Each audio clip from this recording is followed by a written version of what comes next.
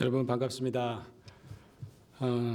올해는 아마 정말 지구상 모든 사람들이 똑같은 소망을 가지고 시작한 해가 아닐까 싶습니다.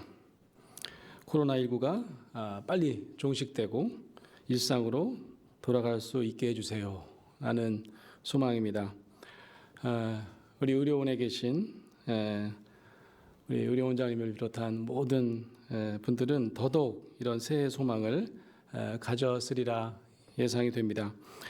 저는 국민의 한 사람으로 또 연세인의 한 사람으로 여러분 모두의 노고를 다시 한번 마음 깊이 감사드립니다.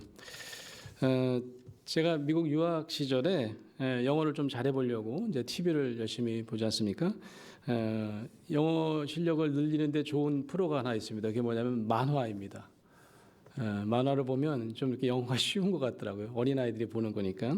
제가 좋아했던 TV 만화가 있었는데 더 심슨스라고 하는 심슨의 가족. 여러분도 아마 보신 분 계실 겁니다. 재밌어요. 영어도 쉽고. 거기에 어린 아들이 하나 나옵니다. 그 아들 이름이 지금도 기억나요. 바트였어요. 바트. 식사 기도를 합니다. 이 가족이. 근데 이제 아버지가 아들 바트한테 네가 좀 기도해 보겠니? 라고 얘기했습니다. 그러니까 바트가 기도를 합니다. 기도의 내용은 물론 영어로 했지만 내용은 이런 거였습니다. 하나님, 우리 아빠는 열심히 돈을 벌어오셔서 이 음식값을 대셨고 엄마는 이 음식을 만들기 위해서 정말 고생 많이 하셨어요. 그런데 하나님은 도대체 뭘 하셨나요? 정말 하나님께는 하나도 감사 안 해요. 아멘. 이러더라고요. 만화 영화에서나 나올 법한 우스갯소리로 치부할 수도 있을 겁니다. 그런데 저는 그때 우리 인간들이 흔히 가지는 감사의 습성을 보여주는 것이라 생각했어요. 보이는 결과에 칭찬과 감사를 드리는 데는 아주 익숙합니다. 그렇지만 보이지 않는, 특별히 하나님이 하시는 일은 잘 알아차리기가 힘들어요. 보이지 않습니다. 그래서 감사하기는 더더욱 어려운 법입니다. 아마 많은 사람들이 작년 한 해를 거의 감사할 일이 없이 살았는지도 모르겠습니다. 우리가 하나님께 감사하지 못하는 가장 큰 이유가 뭘까? 저는 한번 생각을 해보는데요. 하나님의 손이 보이지 않기 때문이다 라고 생각합니다. 돈을 버는 아빠 손은 잘 보여요. 막 정신없이 요리하는 엄마 손은 잘 보입니다. 근데 하나님의 손은 도대체 무슨 일을 하는지 바트 얘기처럼 모르기 때문에 하나님께는 감사할 어떤 감정이나 마음을 가지기가 어려운 것 같습니다. 코로나19 시대에 우리는 보이지 않는 하나님의 손을 느끼면서 살 수 있는 방법이 과연 있을까요? 저는 오늘 이 아침에 보이지 않는 하나님의 손을 인식하기 위한 중요한 방법 하나를 소개해 드리려고 합니다. 어느 교회에, 주일학교에 초등학생 아이가 하나 있었습니다. 그 초등학생 아이가 선생님이랑 대화를 합니다. 아이가 이렇게 물어봅니다. 선생님, 왜 아스피린을 어른은 2알을 먹고 애들은 하나만 먹죠? 이렇게 물어봤습니다. 여러분 너무너무 잘 아시겠죠? 뭐라고 대답하시겠습니까? 그거는 몸의 크기와 상관이 있단다. 몸이 크면 어른들은 몸이 크니까 많이 먹어야 되고 작은 아이는 좀 작게 먹어도 몸에 퍼질 수 있다. 뭐 이런 것을 설명을 했겠죠. 아이가 이렇게 얘기합니다. 그렇군요. 아빠는 나보다 크고 나는 동생보다 크고 동생은 그러다가 하나님보다 크고 이렇게 얘기를 합니다. 동생이 하나님보다 크대요. 교사가 놀랐겠죠. 네 동생이 하나님보다 크다고? 그러면 하나님은 아주 몸이 작겠네? 이렇게 물어보셨습니다. 아이가 이렇게 대답합니다. 아니요. 하나님은요, 어디에나 다 들어가실 수 있어요. 심지어는 개미한테도요. 왜냐하면 하나님은 개미 같은 작은 생물의 마음에도 임하시거든요. 선생님이 놀랍니다. 사람한테도 개미한테도 이 세상 만물 모두에게 하나님이 임하시는구나. 그럼 큰 거야 작은 거야? 물어봤더니 아이가 둘 다요.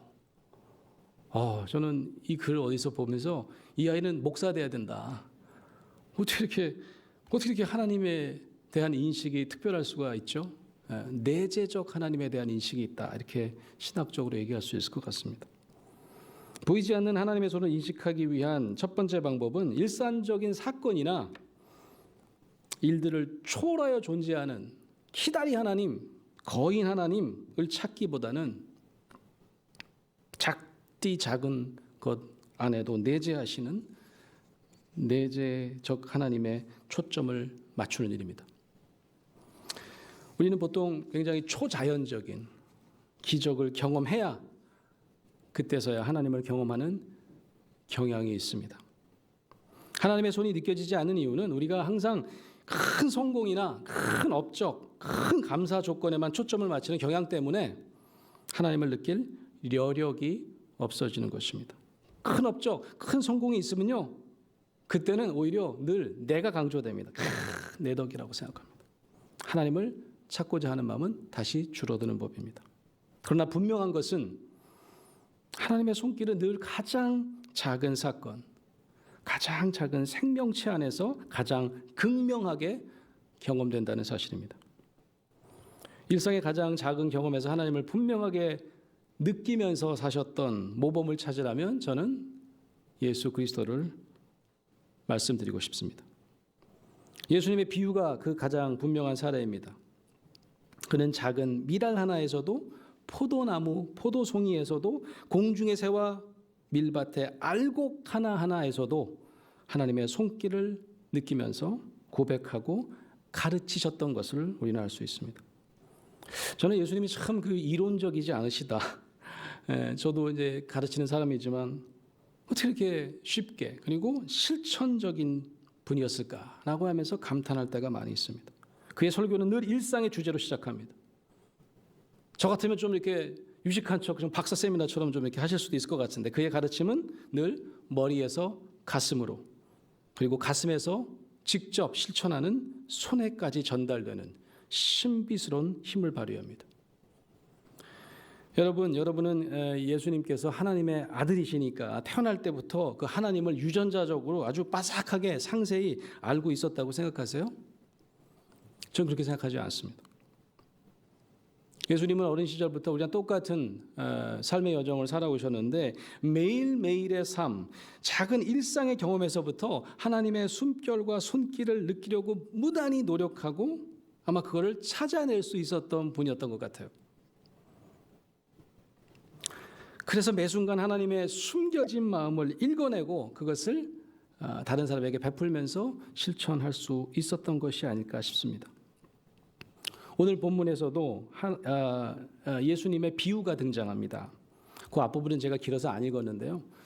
소위 양과 염소의 비유입니다. 양과 염소의 비유. 마지막 심판날에 대한 비유인데 비유에 등장하는 양은 뭐냐면 오른편에 두는 축복받는 하나님의 복받은 자입니다. 염소는 뭘까요? 그렇지 않은 사람입니다. 하나님의 뜻을 헤아리지 못하는 사람들, 그런 삶을 살았던 사람을 염소라고 비유한 거죠. 왼편에 구별한다는 말씀을 하십니다. 그리고 그 기쁜 뜻을 설명하십니다. 먼저 양으로 상징되는 의인들에게 너는 내가 줄일 때 먹을 것을 목마를 때 마실 것을 나그네 되었을 때 영접하였다 칭찬하십니다. 그리고 하나님의 음성으로 하늘에 이제 임금님이라고 비유가 되어 있는데요. 하나님 나라를 상속하는 축복을 주십니다. 저희가 언제 그랬습니까? 물어봅니다. 그랬더니 뭐라고 대답하시죠? 너희가 지극히 작은 이에게 한 것이 바로 내게 한 것이다. 나에게 한 것이니라. 지극히 작은 이가 바로 예수님이고 하나님이었다. 아마 저는 속으로 더 묻고 싶었을 것 같아요. 아니 뭔 소리예요 도대체 그게? 예? 현도적으로 얘기하면 나그네가 누굽니까? 내가 만난 노숙자가 예수님이었다고요? 내가 도와준 외국인 노동자가 하나님이었다고요? 내가 방호복을 입고 간호했던 환자가 하나님이었다고요? 무슨 요술을 부리신 거예요? 도대체 무슨 말씀이세요? 예수님의 말씀은 하늘의 임금님께서 그들로 변장하셨다는 말씀은 아닐 겁니다. 가장 작은 이들, 내재하시는, 그들을 품기 원하셨던 예수 그리스도와 하나님의 목회를 비유적으로 설명하신 말씀입니다. 하나님께서 가장 마음 아파하시고 위로하기 원하셨던 이들, 이렇게 이 땅의 가장 작은 이들과 하나 되기 위해서 하나님은 십자가 고통과 죽음을 몸소 담당하실 예수님을 우리에게 보내주신 것입니다. 이 땅의 가장 작은 이들을 결코 도외시하지 말라는 말씀이죠. 가장 작은 이들을 돌보기 위해 이 땅에 오신 예수님을 대신해서 실천하는 우리의 손길을 기대하시고 칭찬하시고 하나님을 섬기던 이들에게 도움의 손길을 내밀어 주기를 간곡히 부탁하시는 말씀입니다. 코로나 시대에는 그간 우리가 전혀 알아채지 못했던 이 땅의 가장 지극히 작은 이들에 대한 우리의 인식을 새롭게 해주고 있습니다. 코로나는 사람 차별하지 않는다고 하지만 결국 방역 현장에서는 많은 우리들의 소외된 이웃들, 요양병원이나 노인병원의 피해자들이 이름도 없이 죽어가는 현장을 우리는 목도해야 했습니다. 또한 코로나19 참사를 낳은 근본적인 원인도 우리가 돌아보아야 할 또 다른 지극히 작은 이들을 기억하도록 했습니다. 우리가 아무렇지도 않게 침범한 야생동물 서식지로부터 수없이 많은 동물들이 고통을 받았다는 것을 비로소 알게 되었습니다. 상다리 빼놓고는 다 먹는다는 중국 사람들 때문에 코로나19 감염병이 생겼다고 원망할 필요가 없습니다. 아프리카의 수없이 많은 야생동물들이 유럽의 가장 비싼 고급 레스토랑의 가장 비싼 식재료가 되었다는 것을 우리는 알게 되었습니다.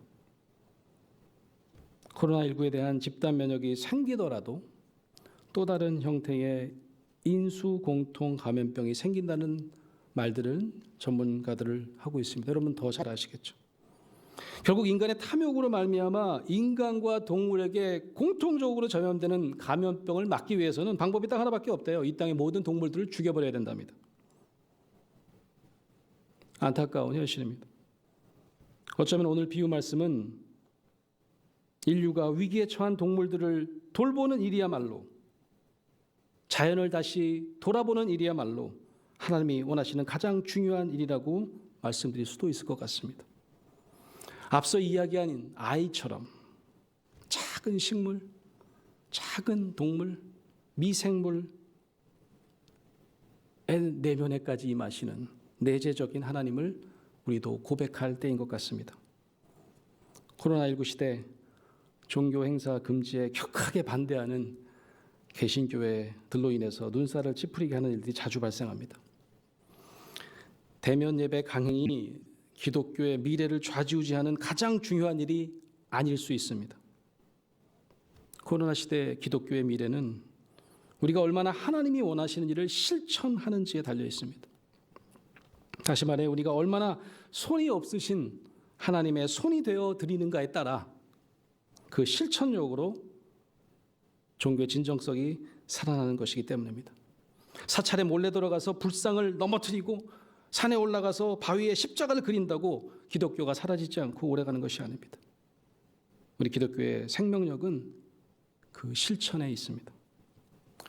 마지막 예화를 드리고 설교를 마칠까 합니다. 비누공장 사장님이랑 목사님이랑 대화를 했대요. 비누공장 사장님이 목사님께 이렇게 물어봤습니다. 목사님, 세상에 교회가 이렇게 많은데, 십자가가 이렇게 많은데 왜 이렇게 죄악이 멈추질 않습니까? 목사님이 비누공장 사장님한테 이렇게 물어봤습니다. 사장님, 세상에 비누가 이렇게 많은데 왜 세상에는 그렇게 때가 넘쳐납니까? 그랬더니 비누공장 사장님이 비누는요, 사용할 때만 도움이 되죠. 목사님이 이렇게 얘기했습니다. 기독교도 마찬가지입니다. 기독교가 살아있는 종교가 되게 하는 길은 우리 손에 달려 있습니다. 가장 작은 일을 위한 섬김의 실천이 보이지 않는 하나님의 손길을 온 세상이 보게 하는 지름길이기 때문입니다. 바로 그 지극히 작은 일을 위한 섬김이 바로 하나님을 위한 섬김이 됩니다. 사랑하는 의료원 가족 여러분, 우리 의료원은 하나님의 사랑으로 인류를 고통으로부터 자유롭게 한다는 엄청난 비전을 가지고 있습니다.